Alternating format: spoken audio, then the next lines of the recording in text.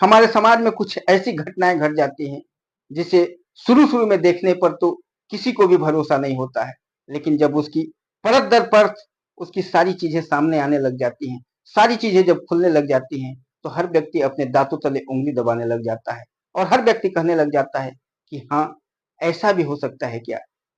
दोस्तों, आज की जो कहानी है, एक मुंबई की है।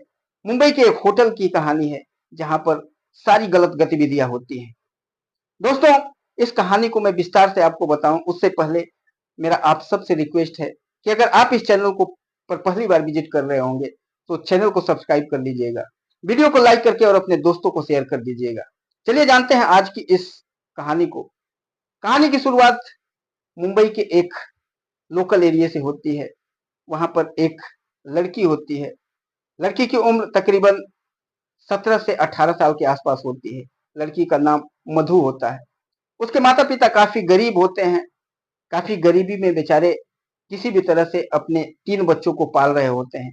बड़ी बेटी मधु ही होती है और बाकी 2 छोटे-छोटे बच्चे होते हैं। उसकी माता घरों में काम करती थी क्योंकि उसके पिताजी पेशेंट थे, हार्ट के पेशेंट थे और वो बिस्तर पर ही पड़े रहते थे। उनकी माँ घरों में झाड़ू पोछा कर करके और किसी तरह से अपने बच्चों को भी पालती थी और अपने पति का दवा वगैरह भी कराती थी। जब बेटी मधु थोड़ा बड़ी होने लगती है, 16-17 साल की जब हो जाती है, तो सोचने लगती है कि मैं कैसे अपनी माँ के इस कष्ट में और माँ की परेशानी में उसका हाथ बटाऊं, कैसे अपने परिवार को सुचारू रूप से मैं चलाऊं। और इसके लिए वो जगह जगह नौकरी ढूंढने लग जाती है, कई लोगों से नौकरी मांगती है, लेकिन वो इतनी ज्यादा पढ़ी लिखी नहीं होती है कि उसे कोई अच्छी नौकरी मिल पाए। दोस्तों, ऐसे ही एक दिन वो बस में सफर कर रही होती है, तो उसी बस में उसे एक महिला मिलती है। तकरीबन 30-35 साल के आसपास की महिला होगी और उस महिला का नाम था अंजलि। अंजलि उसके बगल वाली सीट पर ही बैठी होती है। तो मधु को काफी हैरान और परेशान देख करके कहती है, क्या हुआ, क्यों इतना परेशान हो? तो मधु से सारी चीजें बता देती है, अपनी पूरी घर की परिस्थिति बता देती है और कहती है कि मैं नौकरी ढूंढ रही हूँ, लेकिन मुझे नौकरी नहीं मिल रहा है। मेरे घर में खाने खाने के लाले पड़े हुए हैं। मेरी माँ है, लोगों के घरों में काम करके थोड़ा बहुत जो मिलता है उसी से हम 3 भाई बहनों को पालती है। हमारे घर का खर्चा चलाती है और उसी में मेरे पिता की ट्रीटमेंट का भी खर्चा चलाना होता है। अब हम लोग काफी परेशान हैं, काफी हैरान हैं। मैं सोच रहा हूँ किसी तरह से अपनी माँ का मदद करूँ। तो अंजलि उससे कहती है कि अगर तुम अपनी माँ का मदद करना चाहती हो तो मैं तुम्हें नौकरी दूंगी। तुम क्यों परेशान हो रही हो? तुम अगर कहीं जाओगी तुम्हें 5-7 हजार से ज्यादा की नौकरी नहीं मिलेगी। मैं तुम्हें 25 हजार रुपए की नौकरी दूंगी। जब वो ये बात सुनती है तो बिल्कुल दंग रह जाती है कि अचानक 25 हजार रुपए की नौकरी मुंबई के अंदर मिलना, और वो भी एक कम पढ़ी लिखी लड़की के लिए काफी मुश्किल होता है। वो कई जगह नौकरी के लिए गई थी तो 5 हजार 7 हजार से ज्यादा कोई भी देने के लिए तैयार नहीं होता था, लेकिन उसे अचानक 25 हजार रुपए का ऑफर होता है तो काफी खुश हो जाती है। वो अंजलि उसे कहती है कि कल तुम इस 10 बजे के आसपास इस होटल में आकर के मिलना और तुम्हें उस होटल में रिसेप्शनिस्ट की नौकरी दूंगी मैं। तुम्हारी जिंदगी बदल जाएगी, तुम्हारे परिवार का जिंदगी बदल जाएगा। वो लड़की काफी खुशी खुशी अपने घर जाती है, अपने माता पिता को बताती है कि ऐसी ऐसी बात है, मुझे बहुत अच्छी नौकरी मिल गई है। यहीं के एक 1.5-2 किलोमीटर दूरी पर एक आलिशान 5 स्टार होटल है, उसमें मुझे रिसेप्शनिस्ट की नौकरी मिली है। जो वहाँ की जो मालिक हैं वो मैडम हमसे मिली थी और तय समय पर वो उस होटल में चली जाती है। उसके घर वाले, उसके माता पिता बहुत खुश होते हैं कि अब हमारे घर की जो स्थिति है, हमारी जो परिस्थिति है अब बदल जाएगी, और खुशी खुशी अपनी बेटी को उस होटल में इंटरव्यू के लिए भेज देते हैं, क्योंकि उस मैडम ने बोला था कि अपने पूरे डॉक्यूमेंट्स वगैरह, आधार कार्ड वगैरह सब लेकर के आना, तुम्हारा इंटरव्यू होगा और तुम्हें नौकरी पर रख लिया जाएगा। वो जब उस होटल में पहुंचती है, होटल में पहुंचने के बाद जब वहां के मैनेजर से मिलती है, तो मैनेजर उसको लेकर के एक कमरे की तरफ जाता है और उस कमरे में जाने के बाद वो कभी उस कमरे से बाहर नहीं निकलती है। ऐसे 2-3 दिन हो जाते हैं, उस लड़की का कुछ भी पता नहीं चलता है। उसका मोबाइल स्विच ऑफ हो जाता है। उसके घर वाले, उसके माता पिता काफी हैरान और परेशान हो जाते हैं, बार बार उसे फोन करते हैं, और जब उसका कुछ भी अता पता नहीं चलता है तो 3 दिन के बाद वो वहीं के पुलिस स्टेशन में जाकर के एक FIR करवाते हैं और वहां के थाने इंचार्ज को कहते हैं कि मेरी बेटी 3 दिन से गायब है। इस होटल में वो गई थी इंटरव्यू देने के लिए। वो बता रही थी कि इस होटल में एक मैडम ने बुलाया है नौकरी के लिए, 25 हजार रुपए तनख्वाह भी दे रही थी। जब ये बातें वहां का इंस्पेक्टर सुनता है तो बार बार उसके पिता की तरफ देखता है और कहता है कि आपकी बेटी को यही होटल मिला था नौकरी करने के लिए। इस होटल के तो पहले से ही बहुत सारे कंप्लेन है हमारे पास। इस होटल में तो बहुत सारी गलत गतिविधियां होती हैं। आपकी बेटी को कैसे इन लोगों ने नौकरी के लिए बुलाया? आपकी बेटी के साथ बहुत गलत हो गया है। ये सब चीजें जैसे ही उसके माता पिता सुनते हैं, वहीं पर फूट फूट करके रोने लगते हैं। इंस्पेक्टर उनको ढाढ़स बढ़ाते हैं, कहते हैं कि शांत हो जाइए, हम लोग ढूंढने की कोशिश करेंगे आपकी बेटी को, लेकिन आपकी बेटी मिले इसका कम चांस है।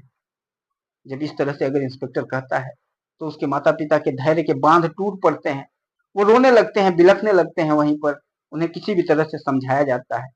वो इंस्पेक्टर कहता है कि वो होटल एक ऐसी महिला का है जो कि काफी शातिर है, काफी तेज है। उसके बड़े बड़े मंत्री, बड़े बड़े ओहदेदारों से काफी उसके साथ बैठने उठने का उसका है। बड़े बड़े लोगों के साथ उसका संबंध है। उसके ऊपर कुछ भी कोई नहीं कर पाता है। हम लोग कई बार उसके ऊपर कोशिश किए, उसके ऊपर कार्रवाई करने का, लेकिन कोई भी ऐसा प्रूफ हम लोगों को वहां पर नहीं मिलता है जिससे पता चले कि वहां गलत गतिविधियां हो रही है। लेकिन वहां सारी गलत गतिविधियां होती हैं। वहां पर लड़कियों के साथ गलत काम होता है। लड़कियों को वहां से विदेशों में भेजा जाता है। विदेशी फॉरेनर आते हैं, वहां उनके साथ अनैतिक कार्य किया जाता है। वहां ड्रग्स की स्मगलिंग, हथियार की स्मगलिंग, सारी चीजें उस होटल में होती हैं। ये हम सबको पता है, लेकिन हम लोग के हाथ बंधे हुए हैं। हम लोग कुछ भी नहीं कर पाते हैं। जब तक हम लोग कुछ करने की कोशिश करते हैं, तब तक उनको मैसेज मिल जाता है और वो लोग वहां से सारी चीजों को इधर उधर कर देते हैं।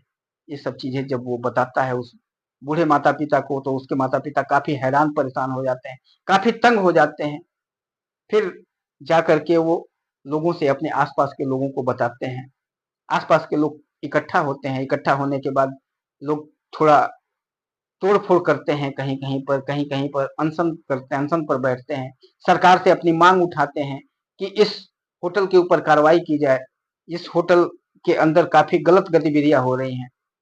जब काफी ये लोग मांग उठाते हैं तो सरकार इस बात को मान जाती है, क्योंकि जो पुलिस थी वो हाथ खड़े कर चुकी थी। कई बार पुलिस वाले, वहां के जो एक दो ईमानदार पुलिस वाले होते हैं, कई बार उस होटल के ऊपर छापा मार चुके थे, लेकिन उन्हें कुछ भी वहां पर ऐसा चीज नहीं मिलता है। सारी चीजें इधर उधर हो गई होती हैं, क्योंकि उसी पुलिस विभाग में ही कुछ ऐसे लोग थे जो सारा समाचार उन लोगों को दे देते थे। जब ये चीजें सरकार के पास जाती हैं, लोग जगह जगह आगजनी करने लग जाते हैं और एक ही मांग उठने लग जाता है कि उस होटल के ऊपर कार्रवाई की जाए। तो फिर वहां की जो सरकार होती है, महाराष्ट्र सरकार, सीबीआई की टीम एक गठित करती है और वहां पर एक सीबीआई इंस्पेक्टर को ये चार्ज संभालने के लिए दिया जाता है, जिनका नाम होता है अमन वर्मा। अमन वर्मा के हाथ में जब ये केस आता है, तो वो अमन वर्मा अपनी चालाकी के लिए और किसी भी केस को सॉल्व करने के लिए काफी मशहूर होते हैं। और इस केस के पीछे जब वो पड़ जाते हैं, तो वो सोचते हैं कि अब मैं अगर सीबीआई इंस्पेक्टर बन करके जाऊंगा, तो जैसे यहाँ पर महाराष्ट्र पुलिस वालों के साथ हुआ है, इन लोगों को कोई भी इस केस के बारे में कुछ भी पता नहीं चला है, वैसे ही मुझे भी खाली हाथ आना पड़ेगा। वो एक टीम गठित करते हैं और उन सारे लोगों को बताते हैं, कहते हैं कि मैं एक भिखारी के भेष में उस होटल के अंदर एंट्री करने की कोशिश करूंगा और ये किसी को भी पता नहीं चलना चाहिए, सिर्फ हमारी टीम के अलावा। मैं सिर्फ आप लोगों को बता रहा हूँ और जैसे मैं आप लोगों को कोड किसी दिन बताऊंगा, जैसे ही एक फोन करूंगा, अपनी पूरी टीम लेकर के, अपनी पूरी फोर्स लेकर के उस होटल को घेर लेना। ये सारी चीजें बात हो जाती हैं। उसके बाद वो होटल में पहुंच जाते हैं। जा करके एक फटा पुराना कुर्ता और धोती पहन करके जाते हैं, गमछा लेकर के जाते हैं। जैसे उन्हें देखने के बाद दूर से ही लगता था कि वो बिल्कुल एक भिखारी है, भीख मांगने वाला व्यक्ति है। अपना शकल भी इस तरीके का बना लेते हैं और वहां जब होटल में जाते हैं, तो होटल में जाने के बाद दौड़ करके पहले मैनेजर के पैरों पर गिर जाते हैं और कहते हैं, माई बाप, मेरी जिंदगी बचा लीजिए, मैं भूखों मर रहा हूँ। मेरे बीवी बच्चे, मेरा परिवार भूखों मर रहा है, मुझे एक नौकरी दे दीजिए।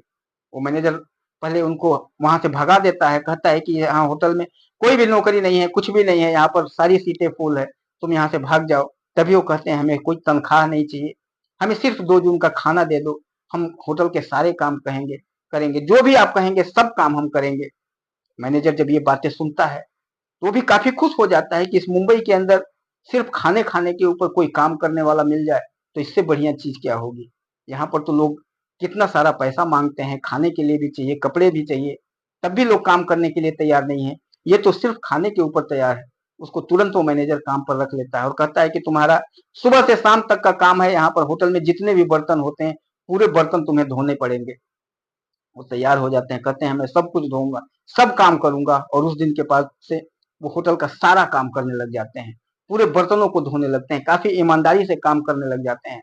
अब जो वहाँ का मैनेजर होता है काफी इनसे इम्प्रेस होता है, वहाँ का जितने भी स्टाफ होता है इनसे काफी इम्प्रेस होता है, लेकिन किसी को पता नहीं था कि ये सीबीआई इंस्पेक्टर हैं। अमन वर्मा अपने पास कुछ खुफिया कैमरे रखते हैं, वो जगह जगह जितने भी उसके रूम वगैरह होते हैं उसको कहीं न कहीं वो कैमरा फिट कर देते हैं, और उसके बाद हर कैमरे के ऊपर वहाँ के होटल के जितने भी कमरे, जितने भी सब कुछ होता है, सबके ऊपर अपनी नज़र रखते हैं। कभी बर्तन लेने के लिए, कभी बर्तन रखने के लिए, कभी किसी बहाने से हर रूम में घुसते रहते हैं, हर जगह पता करते रहते हैं।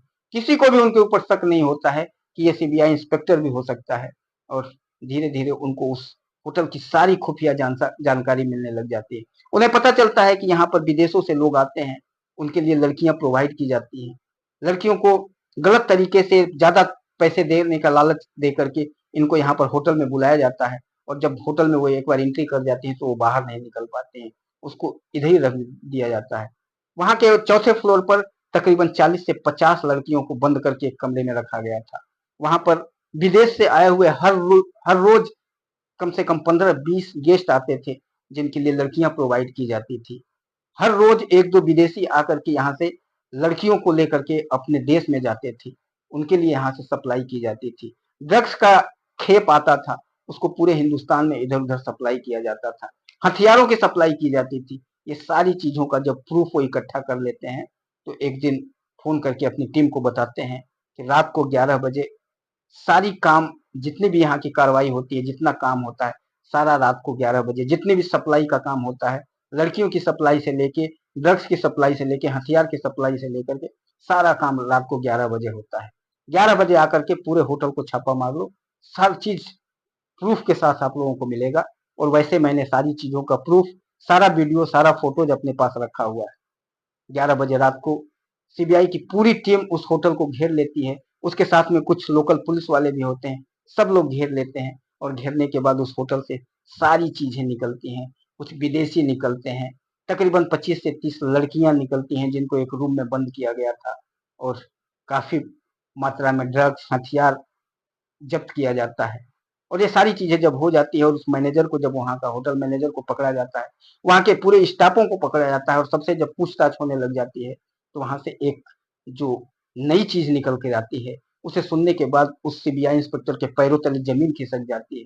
वो मैनेजर बताता है कि यहाँ की, इस होटल की जो मालकिन है वो मधु वर्मा उनका नाम है, और मधु वर्मा का जैसे ही नाम सुनता है सीबीआई इंस्पेक्टर, वो उसकी पैरों तले जमीन खिसक जाती है। वो सोचने लग जाता है ये मधु वर्मा तो मेरे पत्नी का ही नाम है, जिसे मैंने 7 साल पहले तलाक दिया था।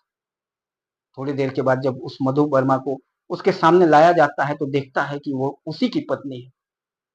काफी अचंभित हो जाता है और उसके पास जाकर के पूछता है, ये कौन सा काम कर रही हो तुम? तुमने मुझसे तलाक इन्हीं सब काम करने के लिए लिया था?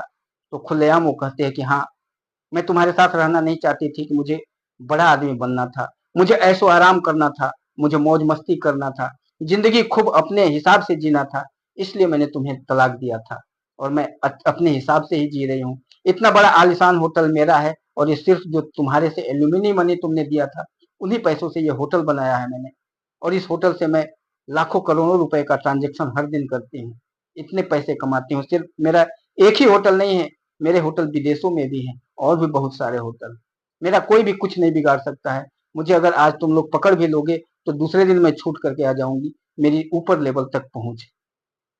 जब ये बातें सीबीआई इंस्पेक्टर अमन वर्मा सुनते हैं तो काफी हतप्रभ रह जाते हैं कि उनकी पत्नी, जो उनके साथ कई सालों तक रही थी, आज वो इतनी बड़ी क्रिमिनल हो चुकी है। ये सारी बातें सुनने के बाद उससे सब कुछ पूछते हैं कि लड़कियां कहाँ हैं, कहाँ से तुम लोग ये ड्रग्स, हथियार वगैरह लाते हो। वो सारी चीजें जब उनको पता चल जाता है, लड़कियों को वहां से छुड़ाया जाता है।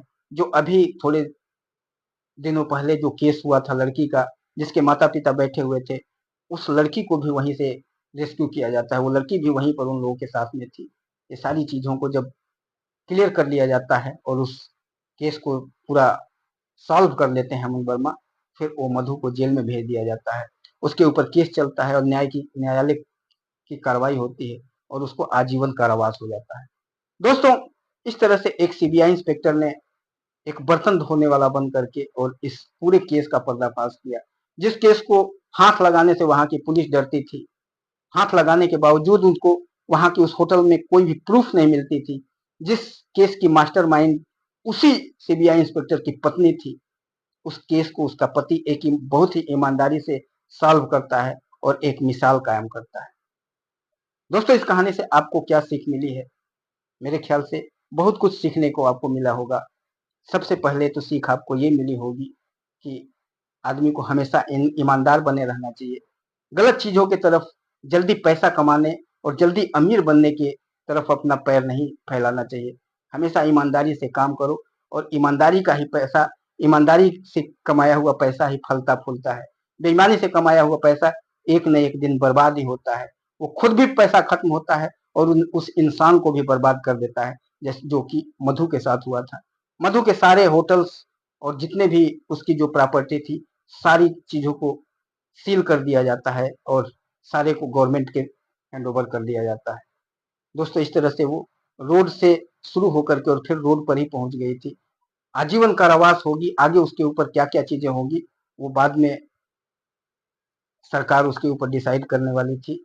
लेकिन जो अभी हुई थी, जिससे हमें यही सीख मिली कि हमेशा इंसान को ईमानदारी से काम लेना चाहिए और चाहे वो गरीब है, उसके पास थोड़े से ही पैसे हो, अपनी रूखी सूखी खाकर ही अपनी जिंदगी बिता ले, लेकिन कभी इन गलत चीजों के पीछे नहीं पड़ना चाहिए। आपका क्या कहना है कमेंट बॉक्स में बताइएगा। फिर मिलेंगे किसी और वीडियो में, तब तक के लिए जय हिंद।